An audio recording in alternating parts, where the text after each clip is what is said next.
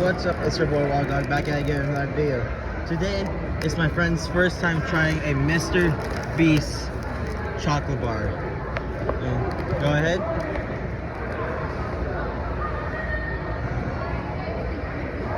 What do you think? It's pretty solid. It's interesting because it's kind of like a mix between milk and dark chocolate, but yeah. This literally says original chocolate, so it's kind of dark. Makes sense. But yeah, I'd rate it a 7 out of 10. Nice. See you guys next time. Bye.